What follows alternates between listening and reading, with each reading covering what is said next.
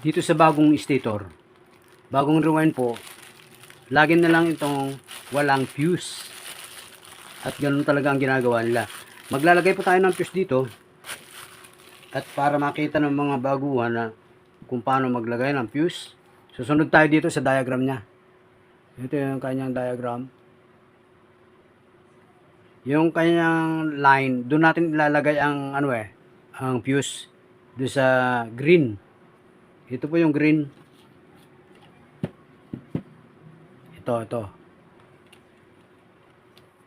May ano kasi ito, 3, 4, 5, 6.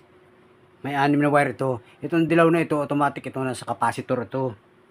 Ito namang green daw, sangayon dito sa drawing, yan ang line, 220 volts. Dito tayo maglalagay siyempre ng fuse sa line.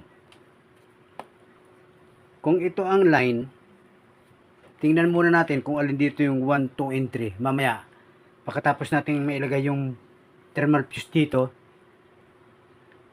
hanapin natin dito yung 1, 2, and 3 sa speed. Okay. Nakagapos pa. Ito yung line na 220 volts. Itong green na ito. Ito. Ihiwalay natin. Kulot ang mga wire niya. Kulot. Kasi bagong rewind ito. Yan yung ihiwalay natin. Ito yung lalagyan natin ng fuse. Ito pa yung ilalagay natin fuse, yung square. Yan. Ito yung mas maganda itong square kaysa sa bilog. May bilog na puti eh. Basahin ko muna kung ilang ito ang specs. Yung magnifying glass ko na siya, 2 ampere, 40 degree Fahrenheit, 40 degree centigrade nakalagay C. Okay, testingin muna natin ito dito times 1 tayo. Yung tester natin times 1 lang dito. Pag palo, pag dikit, palo agad yan ang magandang contact. Good ang ating ilalagay na thermal fuse. Tabi muna natin. Dito tayo. Sa paglagay po nito thermal fuse, ay siyempre dito natin ilalagay, ikakat natin itong line green, cut.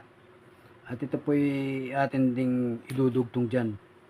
Ipapagitan lang natin yung fuse dito sa line na ito.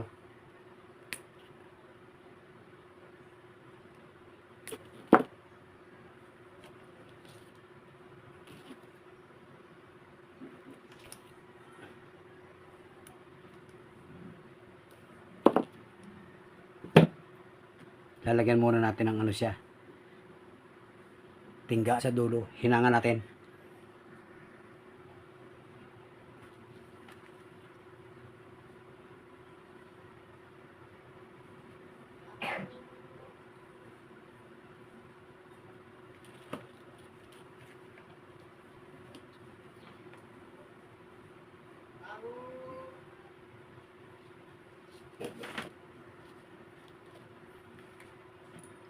Ito na yung thermal fuse na ilalagay natin.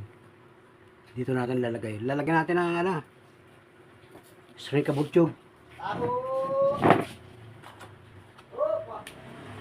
Lagyan natin ng shrink kabutyog dyan para hindi na tayo gagamit ng electrical tape.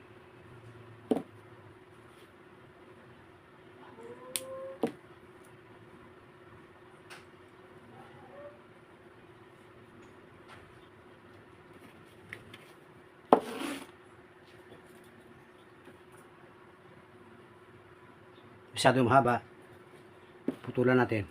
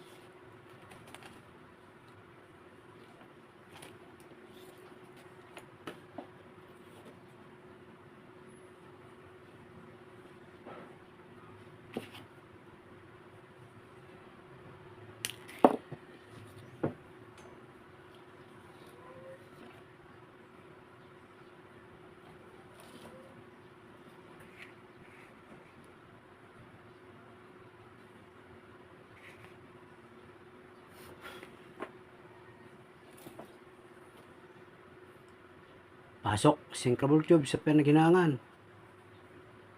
Ayan o.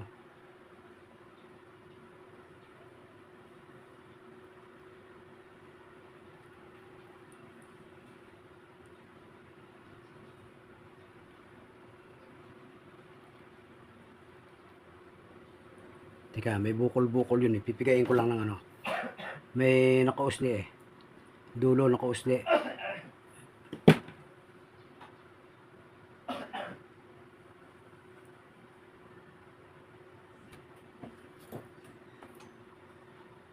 Tapos soldering iron. Painitan mo lang yung sinkable tube. Magsishrink na yan.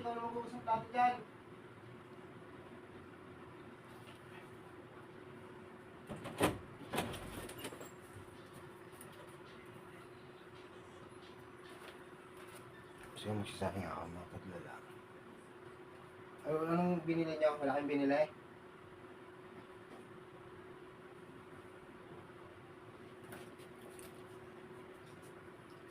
Susugat yung singit ko eh.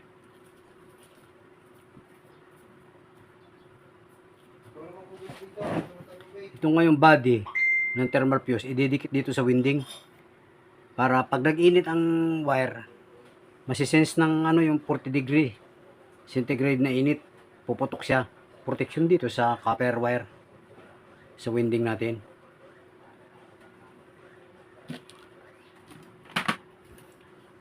Ito marami kong ganito. Yung sinulid nito. Galing ito sa bigas. Pinagtahi sa bigas ito eh.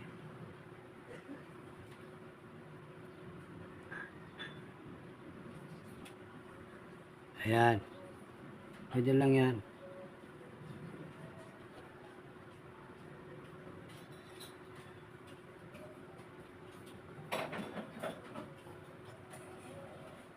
Kayo na bahalang dumiskarte sa paglagay ng sinulid rito. Kung anong klaseng tali ang gagawin nyo. Ako ganito lang taling gagawin ko.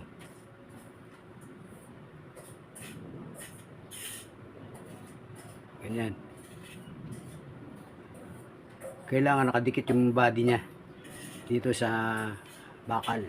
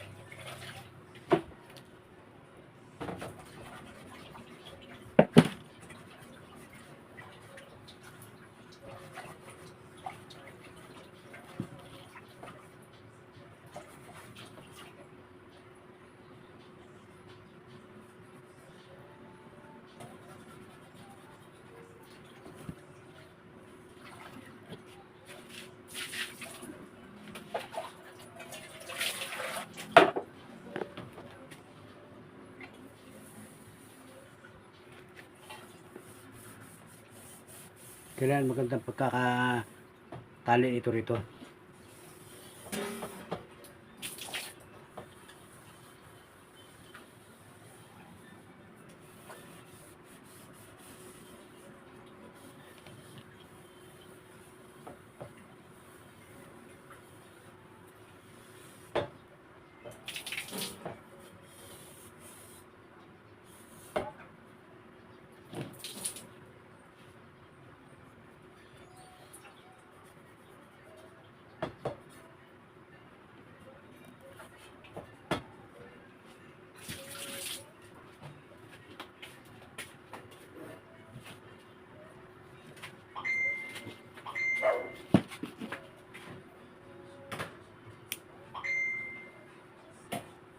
Ba't yung Milo rito sa loob?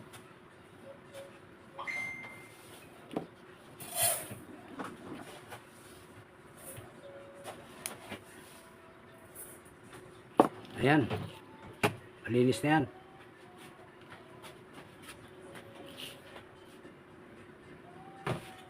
Okay na.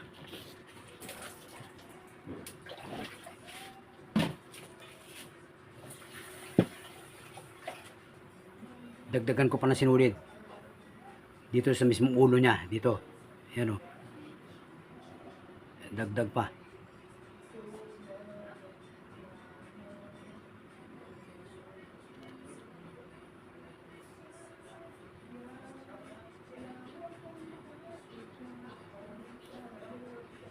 Ayan.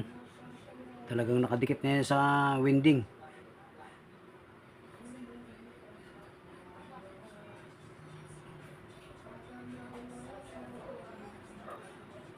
Kailangan magandang gawa. Hindi bali matagal. Sure ball. Ayan.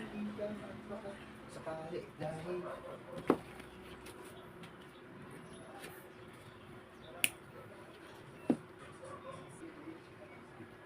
Puputok yan sa 40 degrees centigrade. Ganyan lang po pag kabit ng thermal fuse. Ang gagawin natin, yung sabi ko kanina na hahanapin natin yung 1, 2, and 3 dito.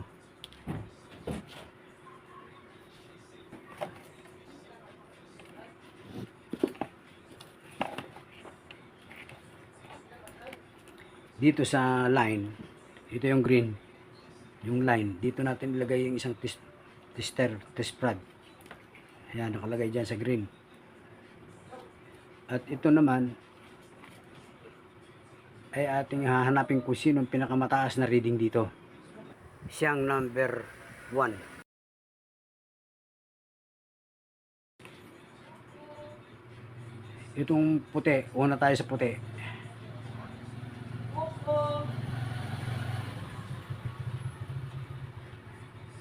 May reading siya. Ilagay natin sa times 10 para maganda mag-reading. Ayan. Ilagay ko sa times 10. Yung puti, una natin testerin yung puti. Nasa 40. Ayan, pumalo sa 40. Sumunod ay black. Sa black, pumalo ng 32. 35 yata. 35. At itong number 3 ay 30. Kung alin ang pinakang mababa na reading dyan, siya yung number 3 na speed. Itong pinakamababa o nasa 30. Ang sumunod ay ito 35. Itong puti 40.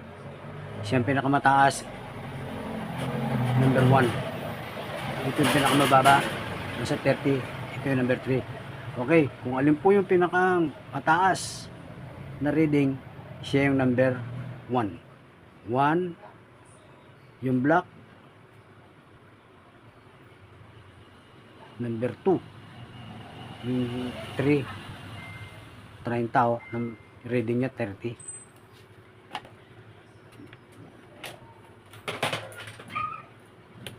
Dito mas maliwanag dito. Yung reading niya dito mas maliwanag. Lagay natin sa 2K. Lagay natin sa 2K. Ganun din itong green. Itong green na ito, ilagay natin sa isang test prod. Ayan, nakalagay test prod. Ito, yan. Ito na yung mas malinaw na reading. Una, yung puti. Sa puti tayo. Nag-reading ng 45. Huwag na nating readingin yung last digit. Per second digit lang ang ating reading. Ayan na, 45. Ang sumunod na black, 40. Itong red, 36. So, diba yung red ang pinakang mababa ang reading dyan? So, yan ang speed number 3. Itong 45 ang number 1. Number 2 itong 40. Okay.